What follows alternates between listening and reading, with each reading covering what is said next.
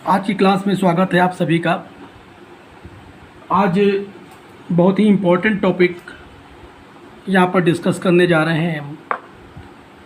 इस टॉपिक का महत्व तो ये है कि अगर आपको साइक्रोमेट्रिक चार्ट को यूज़ करना आता है अच्छी तरह से, यूज़ करने का मतलब देखना, तो आप जो अभी पिछले वीडियो में आपने देखा कि जो साइक्रोमेट्रिक रिलेशन से बहुत सारे न्यूमेरिकल्स मैंने कराए, उसमें दिखाए, उसके सारे कैलकुलेशंस आप मिनिमाइज़ कर सकते हैं या डायरेक्ट वो कैलकुलेशन बिना किए हुए सारी वैल्यूज़ आप निकाल सकते हैं, अगर वो सारी वैल्यूज़ जो क्वेश्चन में दी हुई थी वो आपके पास पता हो।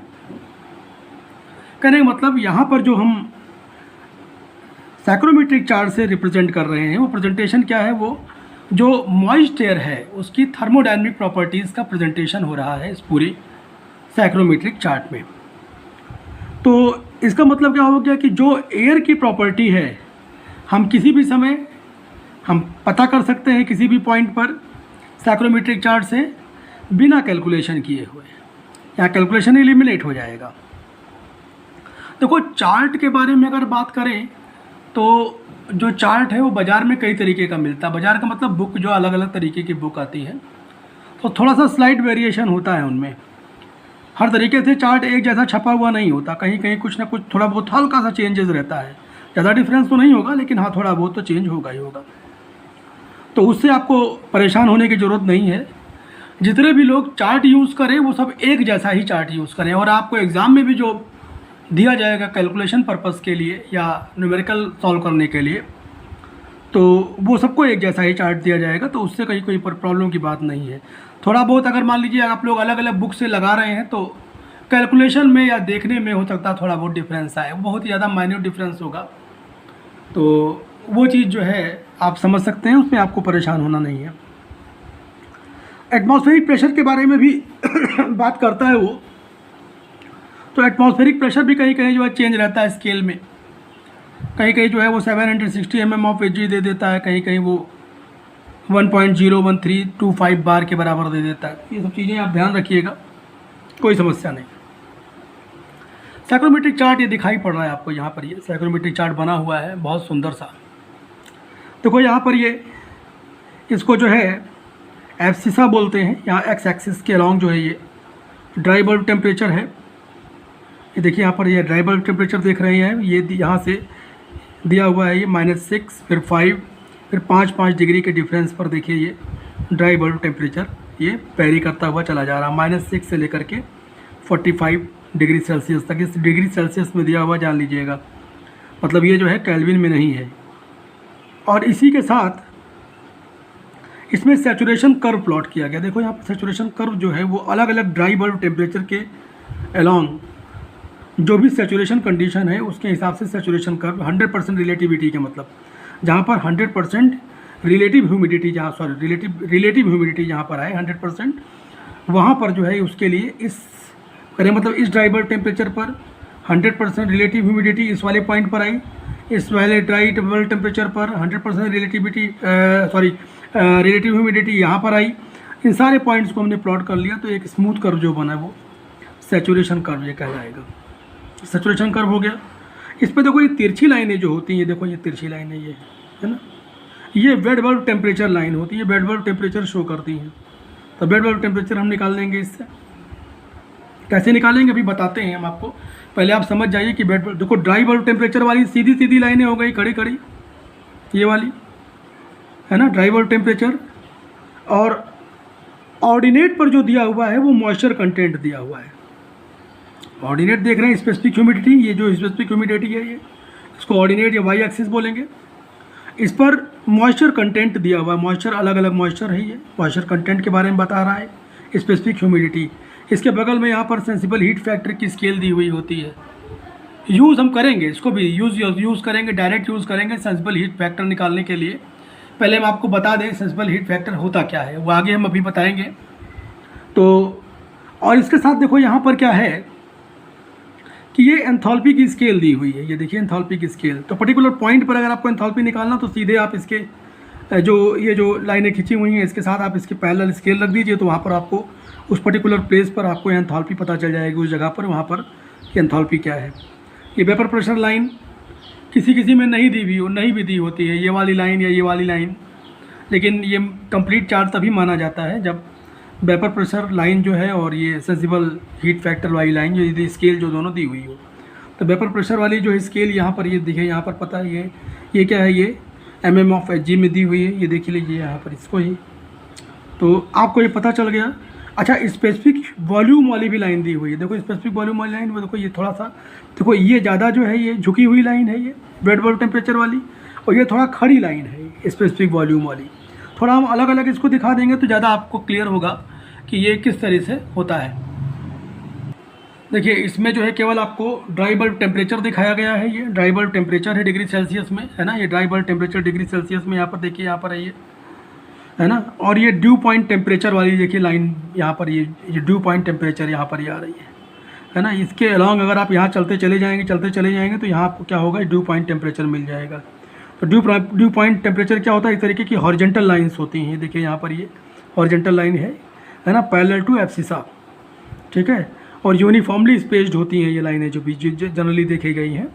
तो ये किसी भी पॉइंट पर सैचुरेशन कर्व जो होता है ना, तो सैचुरेशन कर्व में अगर इसको आप यहाँ पर जैसे यहाँ पर इस पॉइंट का ड्यू पॉइंट टेम्परेचर निकालना है आपको, तो आप यहाँ से क्या करिए, इसको एक्स एक्सिस के पैरेलल स्केल रख लीजिए आप, यहाँ पर जो है जहाँ पर इस सैचुरेशन लाइन को ये यहाँ पर टच करेगी, उसके अलॉन्ग जो टीबीटी पढ़ा जाएगा वो हो जाएगा ड्यू पॉइंट टेम्परेचर, है ना।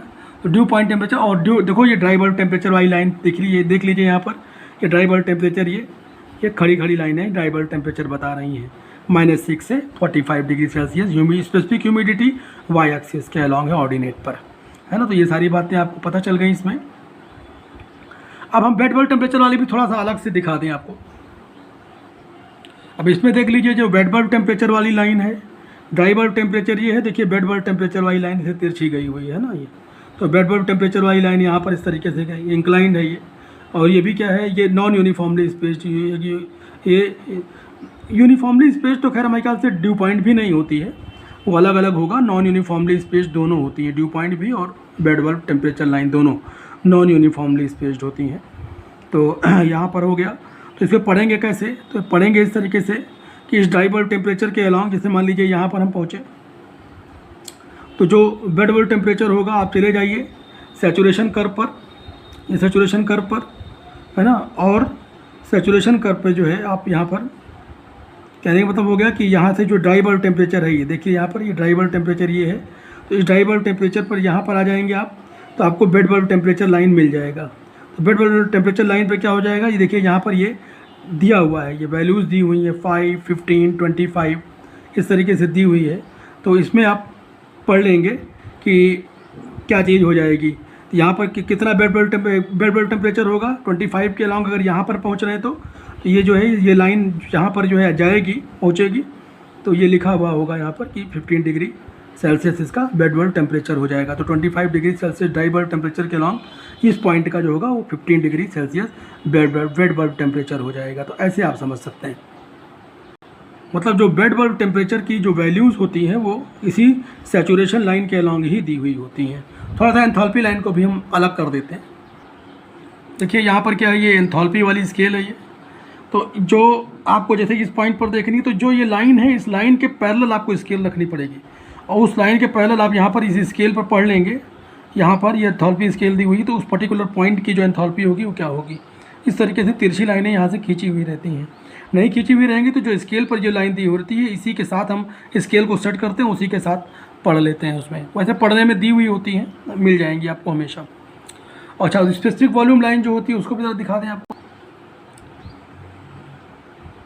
ये देखिए स्पेसिफिक वॉल्यूम लाइन, देखिए ज़्यादा खड़ी लाइनें हैं, है ना, ये इसलिए मीटर क्यूब पर केजी ऑफ ड्राई एयर में दी हुई है। स्पेसिफिक ह्यूमिडिटी आपको पता ही है यहाँ पर दी हुई इस तरीके से। रिलेटिव ह्यूमिडिटी किस तरीके से वेरी करती है, सबसे इंपॉर्टेंट चीज़ है। देखो यहाँ से 20 डिग्री तो 20%, फिर 40%, फिर 60%, फिर 80%, फिर 100%, सैचुरेशन कर्व में 100% रिलेटिव ह्यूमिडिटी। अब हम उसके अलॉन्ग जो है ड्राई बल्ब टेम्परेचर भी पढ़ लेंगे, चाहेंगे तो वेट बल्ब टेम्परेचर वाली लाइन जो होगी उससे पढ़ लेंगे हम। वेट बल्ब टेम्परेचर क्या होगा, एंथैल्पी चाहेंगे तो एंथैल्पी पता हो जाएगी। तो इससे काफ़ी चीज़ें पता हो सकती है। स्पेसिफिक ह्यूमिडिटी चाहेंगे तो सीधे चले आएंगे इधर, स्पेसिफिक ह्यूमिडिटी पता हो जाएगी। तो ये relative humidity line, specific humidity line, vapour pressure line भी आपको वेपर प्रेशर वाली स्केल मिल जाती है।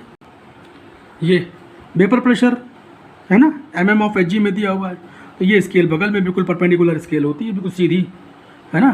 तो यहाँ से आप इसको जो है किसी भी पॉइंट पर आप उसके अलॉन्ग सीधी आप स्केल जो है ये एक्स एक्सिस के अलॉन्ग ले जा करके आप पढ़ सकते हैं आसानी से। तो ये इस तरीके से इसको जो है देखा जाता है।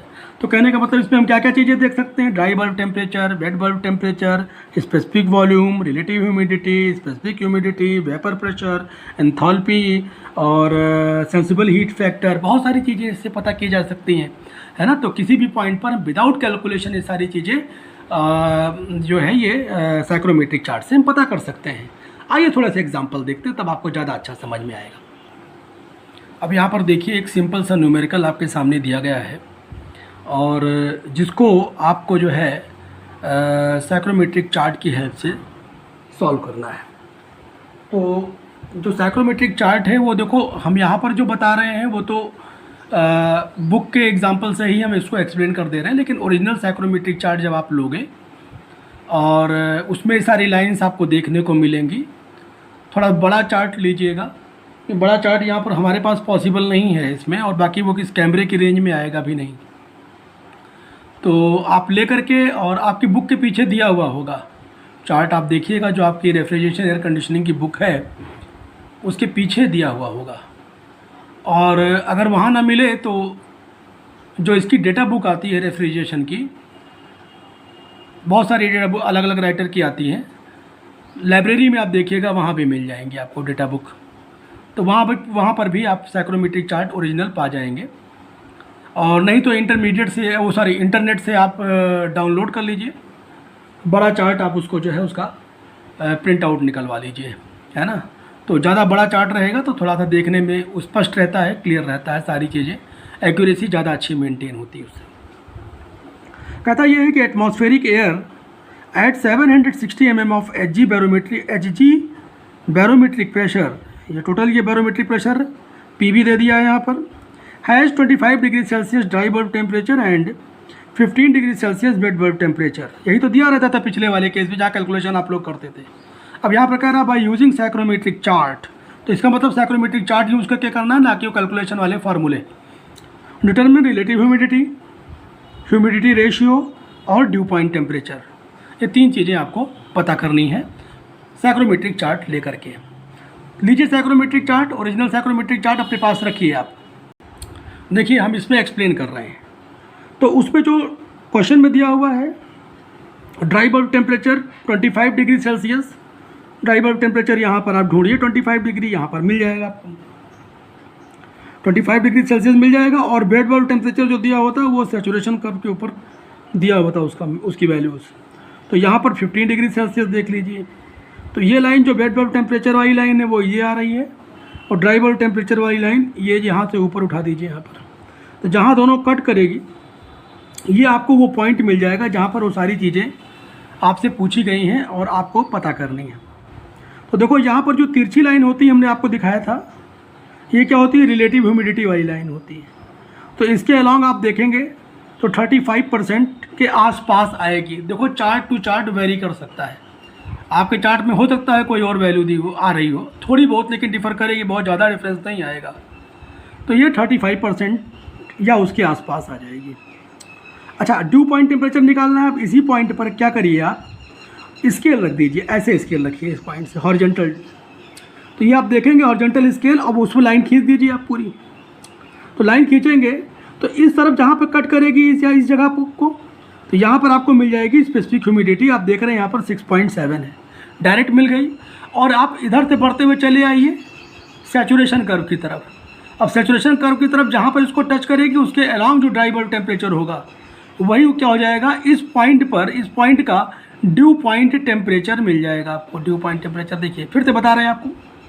देखिए ड्राई बल्ब टेम्परेचर पहले आपने यहाँ पर ढूंढा, वेट बल्ब टेम्परेचर ढूंढा, दोनों की लाइन को आपने प्रोजेक्ट किया यहाँ पर जहाँ कट करती है उसके अलॉन्ग जो ये तिरछी लाइन जा रही थी, ये जहाँ से आपने रिलेटिव ह्यूमिडिटी पता कर ली। उसके बाद इस पॉइंट से आपने हॉरिजॉन्टल लाइन ड्रॉ की। ड्रॉ करने के बाद ये जो है ये इस तरफ जहाँ काट रही है ऑर्डिनेट को, वो हो जाएगा 6.7, ये इसकी आ जाएगी स्पेसिफिक ह्यूमिडिटी। और इसको जो है हम जब लेफ्ट हैंड साइड प्रोजेक्ट करेंगे तो सैचुरेशन कर्व को जहाँ पर टच करेगी उसके अलॉन्ग जो ड्राई बल्ब टेम्परेचर होगा वो इस पॉइंट का ड्यू पॉइंट टेम्परेचर कहलाएगा। तो यहाँ से आपने डायरेक्ट निकाल लिया इसका। तो 8 डिग्री सेल्सियस इसका क्या हो गया, ड्यू पॉइंट टेम्परेचर आ गया, 35% रिलेटिव ह्यूमिडिटी आ गई, स्पेसिफिक ह्यूमिडिटी 6.7 आ गई। सिंपल सा एक क्वेश्चन और देखिए, with the help of psychrometric chart find due point temperature, enthalpy and vapour pressure of air having dry bulb temperature of 30 degree Celsius and 50% relative humidity. तो chart में सबसे पहले देखो, प्लॉट करने के लिए हमको 2 पॉइंट चाहिए, दो कंडीशन चाहिए, 2 कंडीशन मिल गए। एक 30 degree Celsius dry bulb temperature मिल गया और 50% RH मिल गया। तो दोनों लाइन हमको पता है, जहाँ दोनों कट करेंगे वो पॉइंट मिल जाएगा।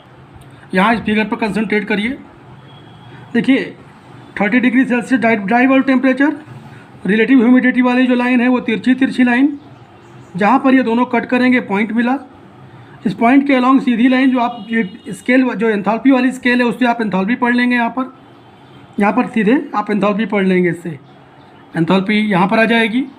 उसके बाद ड्यू पॉइंट टेम्परेचर, जाहिर सी बात है इसको प्रोजेक्ट करिए आप सैचुरेशन कर्व पर, उसके अलॉन्ग जो ड्राई बल्ब टेम्परेचर होगा वो क्या हो जाएगा, वो वहाँ का ड्यू पॉइंट टेम्परेचर हो जाएगा। और ये उसको आगे की तरफ प्रोजेक्ट कर लेंगे तो वहाँ से आपको वेपर प्रेशर मिल जाएगा। तो इस तरीके से जब आप ओरिजिनल चार्ट पर देखेंगे तो ये ड्यू पॉइंट टेम्परेचर जो होगा वो 18.5 डिग्री सेल्सियस के आसपास आएगा और एंथैल्पी जो होगी वो 64.7 किलो जूल पर केजी के आसपास आएगी और जो वेपर प्रेशर है वो 16 mm ऑफ Hg के आसपास आएगा। तो इस तरीके से आप यहाँ पर आप डायरेक्ट देख करके सारी चीज़ें निकाल सकते हैं। तो साइक्रोमेट्रिक चार्ट देखना आप लोग सीख ही गए हैं। तो अब हम जो है यहाँ पर अलग अलग साइक्रोमेट्रिक प्रोसेसेस को एक्सप्लेन करने जा रहे हैं। तो जो साइक्रोमेट्रिक प्रोसेसेस हैं वो अलग अलग जनरली 3 तरीके के हम यहाँ पर एक्सप्लेन करेंगे।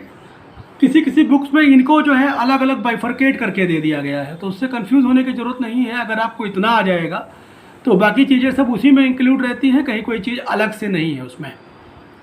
तो आइए देखते हैं क्या है। इसमें पहला आता है जो साइक्रोमेट्रिक प्रोसेस में सेंसिबल हीटिंग का केस आता है होते, और दूसरा केस जो होता है वो सेंसिबल कूलिंग का पहले बताएंगे आपको, फिर उसके बाद बताएंगे सेंसिबल हीटिंग का, फिर उसके बाद हम आपको बताएंगे ह्यूमिडिफिकेशन एंड डिह्यूमिडिफिकेशन। तो ह्यूमिडिफिकेशन डिह्यूमिडिफिकेशन अकेले नहीं होता है, साथ में इसमें सेंसिबल कूलिंग और हीटिंग भी हो सकती है। तो ये जो प्रोसेस है वो कभी कभी कंबाइन करके अलग अलग भी दे देते हैं। अलग अलग 2 जगह इसको भी बताया गया है, किसी बुक में ऐसा मैंने देखा है। तो अगर इतना आ गया तो आप वो सारी चीज़ें सब उसी में ही रहती, कहीं कोई अलग नहीं है वो। तो प्रेजेंट करने का तरीका अलग अलग है, उसको प्रेजेंटेशन उसका जो है अलग तरीके से उन्होंने कर दिया है। अच्छा, मान लीजिए सेंसिबल कूलिंग होती है। सेंसिबल कूलिंग का मतलब क्या हो गया कि हम जो एयर की कूलिंग कर रहे हैं उसमें जो है स्पेसिफिक ह्यूमिडिटी को चेंज नहीं कर रहे हैं। भाई सेंसिबल कूलिंग का मतलब यही हो गया कि वहाँ पर कूलिंग हो रही है एयर की without change in specific humidity, इसी को बोलेंगे सेंसिबल कूलिंग। तो सेंसिबल कूलिंग में होगा क्या कि हम जैसे यहाँ पर आपको हमने दिखाया कि ये मान लीजिए कि एक चैम्बर है, इसमें एक यहाँ पर कूलिंग कॉइल गया हुआ है। ये देखिए यहाँ से एयर जा रही है। तो सेंसिबल कूलिंग क्या है कि यहाँ से एयर जो है इसने अपनी हीट रिजेक्ट की और यहाँ पर ठंडी होकर के बाहर आ गई। ये इस तरीके से आप देख रहे हैं यहाँ पर। तो पहले इसका जो टेम्परेचर था वो आप देख रहे थे ड्राई बल्ब टेम्परेचर TD1 था, बाद में इसका TD2 हो गया और जो कॉइल है जिसका टेम्परेचर सबसे कम होगा क्योंकि कूलिंग कॉइल है ये, तो ये TD1 TD2 इन सबसे कम इसका टेम्परेचर होगा TD3। इसका है TD3 टेम्परेचर। ये रेफ्रिजरेंट जा रहा है, इससे फ्लो हो रहा है। तो ये सेंसिबल कूलिंग का केस है।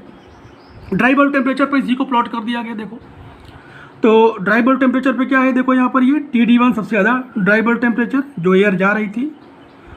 आफ्टर कूलिंग जो एयर की कंडीशन हुई वो ड्राई बल्ब टेम्परेचर ही आया, और जो कॉयल था वो उसका ड्राई बल्ब टेम्परेचर ये था। रिलेटिव ह्यूमिडिटी का कर्व आप देख ही रहे हैं यहाँ पर इस तरीके से ये सारी चीज़ें। तो अब यहाँ पर जो है आप देखेंगे कि जो अलग अलग ड्राई बल्ब टेम्परेचर है, यहाँ पर आप देखिए अलग अलग ड्राई बल्ब टेम्परेचर है इस तरीके से कि ये TD1, TD2 और TD3। इन तीनों केसेस में हम यहाँ पर अलग अलग इसके जो है इस स्केल के पैरेलल हम लेकर के जाएंगे, तो इस पॉइंट पर हम एंथैल्पी पता कर सकते हैं। H1, H2 और H3 डायरेक्ट वो साइक्रोमेट्रिक चार्ट से एंथैल्पी पता चल जाएगी। तो यहाँ पर और यहाँ पर तीनों जगह की एंथैल्पी आ गई। तो अब इस केस में चूंकि हीट जो रिजेक्ट किया एयर ने इस पॉइंट से इस पॉइंट पर पहुँच गई, तो हीट रिजेक्टेड बाय एयर क्या हो जाएगी, H1 minus H2 in the form of sensible heat, sensible cooling, sorry यहाँ पर तो सेंसिबल कूलिंग के केस में होगा क्या कि यहाँ पर जो है देखिए ये ड्राई के लिए और मॉइस्चर के लिए दोनों चीज़ें कूल हो रही हैं, क्योंकि जो एयर थी वो प्योर ड्राई तो थी नहीं, उसके अंदर ड्राई वाला भी कंटेंट था और मॉइस्चर कंटेंट भी था। तो ड्राई वाले कंटेंट के लिए CP एयर का, ड्राई एयर का, TD1 माइनस TD2, और ये जो मॉइस्चर कंटेंट था उसके specific heat of super heated water vapour, ये वाला आ जाएगा यहाँ पर CPS और TD1 माइनस TD2 इस तरीके से आ गया। अब हमने क्या किया, TD1 माइनस TD2 कॉमन ले लिया, देखिए यहाँ से, तो CPA प्लस WCPS आ गया। तो इस पूरे टर्म को हमने एक अलग नाम दिया, उसको हम कहेंगे ह्यूमिड स्पेसिफिक हीट। तो ये CPM जो आ गया वो क्या आ जाएगा, ये ह्यूमिड स्पेसिफिक हीट कहलाएगा, और इसकी जो वैल्यू होती है वो 1.022 किलो जूल पर kg पर केल्विन होती है। तो H की जो वैल्यू आ गई वो कैलकुलेशन जो वैल्यू आई वो ये वैल्यू आई। तो अब हम हीट रिजेक्टेड जो लिख सकते हैं वो क्या लिख सकते हैं, स्पेसिफिक ह्यूमिड हीट के टर्म में हम हीट रिजेक्टेड लिख सकते हैं। तो अब हम इसके साथ एक टर्म यहाँ पर एक्सप्लेन करेंगे जिसको बोलेंगे बाईपास फैक्टर। तो आइए ज़रा उसको भी देखते हैं। तो देखिए यहाँ पर जो आया वो टर्म हमने बताया था CPA प्लस WCPS, इसको ह्यूमिड स्पेसिफिक हीट कहेंगे, CPM से डिनोट करेंगे इसको, और इसकी जो वैल्यू होगी वो 1.022 किलो जूल पर kg पर केल्विन होगी। इसलिए हीट रिजेक्टेड जो आ जाएगा इस सेंसिबल कूलिंग के केस में वो आ जाएगा H is equal to 1.022 TD1 minus TD2, है ना, ये चीज़ आ जाएगी किलो जूल पर kg में। एक टर्म आता है बाईपास फैक्टर। तो बाईपास फैक्टर सेंसिबल कूलिंग में होता क्या है, देखो ये जो होता है ये रेशियो होता है। किससे रेशियो होता है, जो outgoing upon incoming difference, incoming जो डिफरेंस लिया जा रहा है आउटगोइंग अपॉन इनकमिंग, कहने का मतलब हो गया कि जो आउटगोइंग एयर का टेम्परेचर है उसका कूलिंग कॉइल से डिफरेंस, और जो इनकमिंग एयर है उसका इनकमिंग एयर के टेम्परेचर का कूलिंग कॉइल के टेम्परेचर से जो डिफरेंस होगा, इसकी जो है इसका जो रेशियो होगा वो क्या कहलाएगा, वो यहाँ पर बाईपास फैक्टर कहलाएगा। तो जो बाईपास फैक्टर है वो क्या आ गया यहाँ, वो आ जाएगा TD2 minus TD3 upon TD1 minus TD3। इससे हम करते क्या है, इससे कॉइल की इफ़िशियंसी पता कर लेते हैं। अगर हमको बाईपास फैक्टर पता है तो हम कॉइल की जो इफ़िशियंसी हो जाएगी वो यहाँ से निकाल लेंगे। इफ़िशियंसी ऑफ कॉइल जो हो जाएगी वो 1 माइनस बाईपास फैक्टर, यहाँ से हम कैलकुलेट कर लेंगे। तो ये चीज़ बताया यहाँ पर। तो सेंसिबल कूलिंग के लिए कह रहा है जो कूलिंग कॉइल है उसमें रेफ्रिजरेंट हो सकता है, कूलिंग कॉइल कूलिंग वाटर हो सकता है, या किसी तरीके की कूलिंग गैस हो सकती है जो उससे फ्लो हो रही हो। तो ये मतलब जो रेफ्रिजरेंट जो अंदर की तरफ आप जिसका टेम्परेचर TD3 लिया गया उसके बारे में बात कर रहे हैं। और बताया इन्होंने कि the sensible cooling can be done up to dew point temperature. जाहिर सी बात है कि कूलिंग जो है आप कर रहे हैं, तो आप क्या हो रहा है कि जब सेंसिबल कूलिंग करेंगे तो स्पेसिफिक ह्यूमिडिटी कांस्टेंट है। अब ड्यू पॉइंट टेम्परेचर के बाद अगर आप कूलिंग करना शुरू कर देंगे तो कंडेंसेशन स्टार्ट हो जाएगा। कैसे होगा जरा देखिए, हम आपको दिखाते हैं। देखिए यहाँ पर क्या है कि पॉइंट 1 पर थे सेंसिबल कूलिंग के केस में हम क्या होगा, हॉरिजॉन्टली आगे की तरफ। सेंसिबल कूलिंग में क्या होगा, केवल ड्राई बल्ब टेम्परेचर डिक्रीज होगा, ड्राई बल्ब टेम्परेचर कम होगा।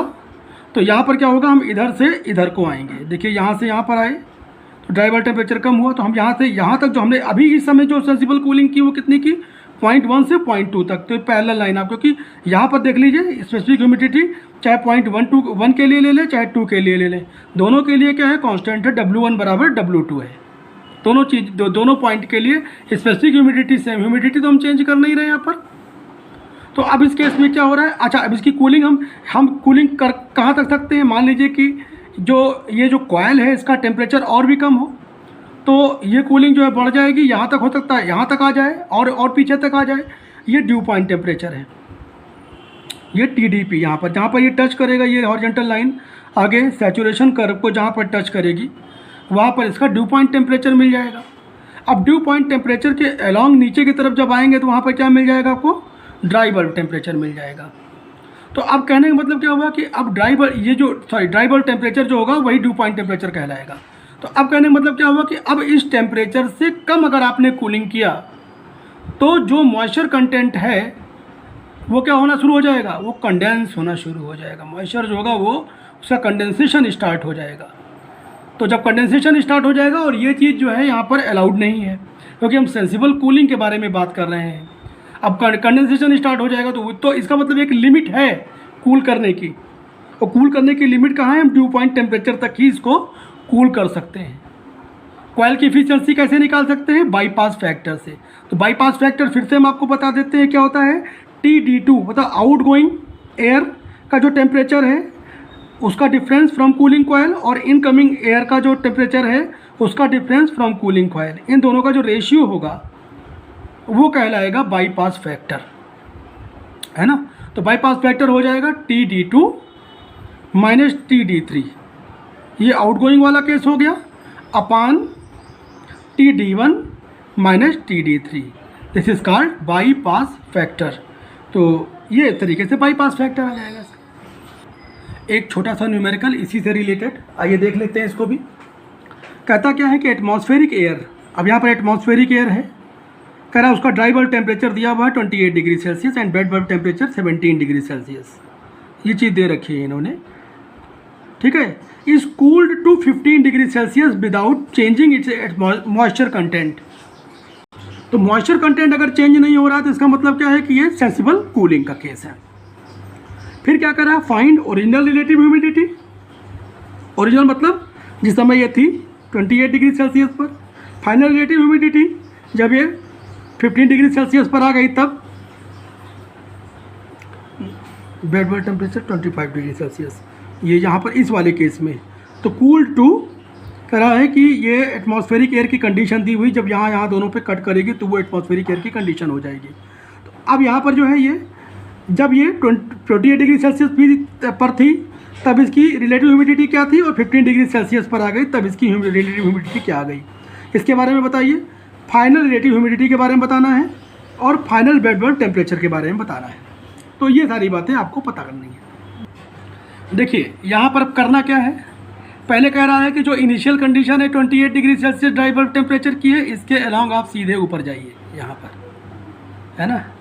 तो 28 डिग्री सेल्सियस ये ड्राई बल्ब टेम्परेचर के अलोंग आप ऊपर की तरफ गए, और इनिशियल कंडीशन पर ही इसने बता रखा है कि उस समय बेड बल्ब टेम्परेचर जो है उसका 17 डिग्री सेल्सियस। तो यहाँ से यहाँ तक बेड बल्ब टेम्परेचर वेरी कर रहा होगा, तो आप 17 डिग्री सेल्सियस यहाँ पर पॉइंट पकड़िए, उससे जो रिलेटेड लाइन है बेड बल्ब टेम्परेचर वाली उसको इसकी तरफ यहाँ स्केल से सीधे की तरफ आइए डॉटेड लेकर के, और जहाँ पर इस 28 डिग्री सेल्सियस वाली लाइन को जो है ये कट करे वो पॉइंट आपको मिल जाएगा।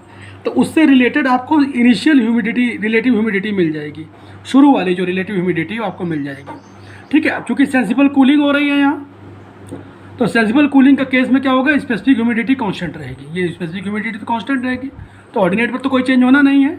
तो आप ये क्या करिए, एक्स एक्सिस के लॉन्ग लाइन जो है ये इसके ड्राई बल्ब टेम्परेचर वाली लाइन के लॉन्ग पैरेलल लाइन आप खींचिए, डॉटेड लाइन, स्केल रखिए पैरेलल, इस स्केल के है ड्राई बल्ब टेम्परेचर वाली स्केल के पैरेलल, और आप आगे की तरफ बढ़ जाइए।